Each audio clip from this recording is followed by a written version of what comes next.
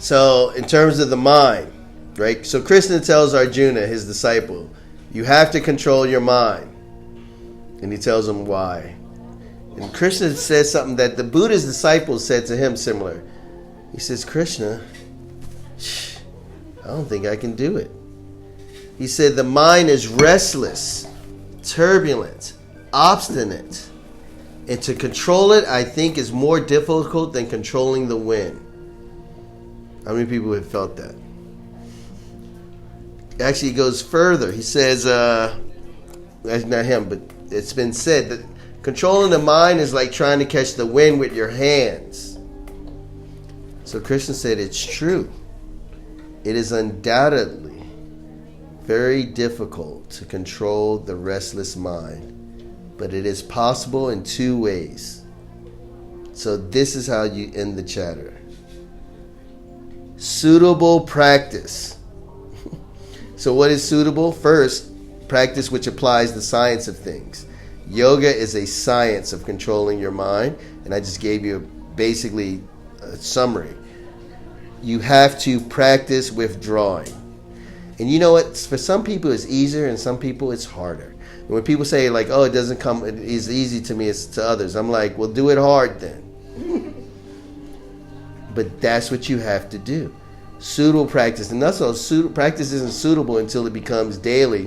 And it doesn't become super effective and becomes constant. Constantly withdraw your mind. I always say this, don't even give it a chance to run away. As soon as you find yourself running away, come back. The more you do that, the more constant your practice, the more it'll settle down. Is it like increasing your awareness as well? Because sometimes when I'm not aware, then the thought is sort of gone. And then when I'm aware, then of course I'm bringing it back. But when I'm not meditating, I'm trying to be more aware of the senses, stuff around you. Yes, absolutely.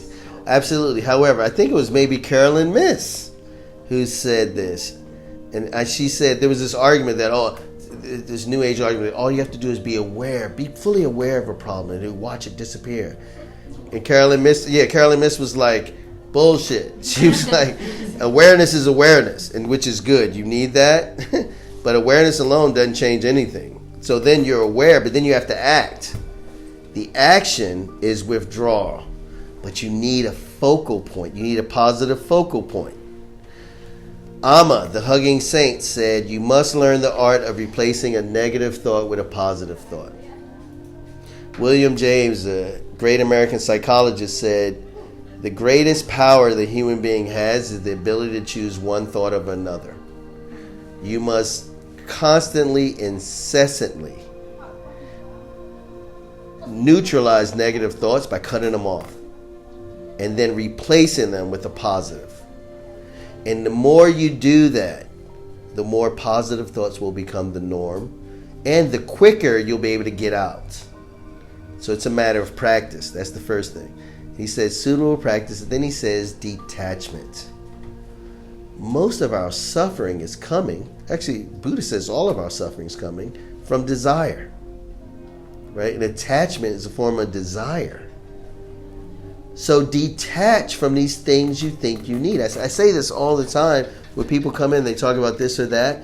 If you detach, you can't let go of something that God has meant for you. You can't. It'll come back. It'll stay. It'll be different forms. So you can't lose detaching from anyone or anything, because what's yours was for you will remain or return. But you have to let go. Sometimes in deep meditation, after complaining for hours about how everything's unfair, I'll get there and I'll see it's me holding on. Anyone ever felt that? Anyone ever discovered that? It's actually me holding on to the source of my pain and then complaining about it. So it's a letting go, and it's a constant practice. So there you go. That's an answer for the scripture. Scriptures came through. Ding, ding. Yes. Meditation comes easier. First of all, also when you're detached, you have less mind clutter. The more attached you are to things, the more clutter is in your mind.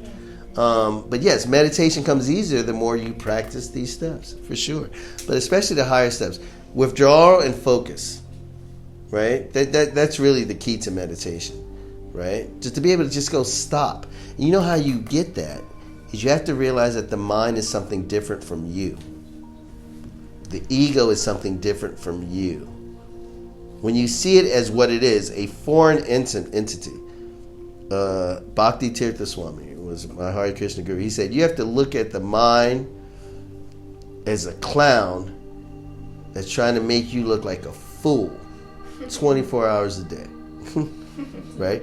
Krishna says it, Bhagavad Gita, for one who is control the mind becomes the best of friends. It's a great tool. But for one who has failed to do so, the mind remains the greatest enemy. So he says remains. That means by default, your mind is your enemy. Treat it as such until you conquer it. Then it'll be your friend. And you do that through suitable practice and detachment.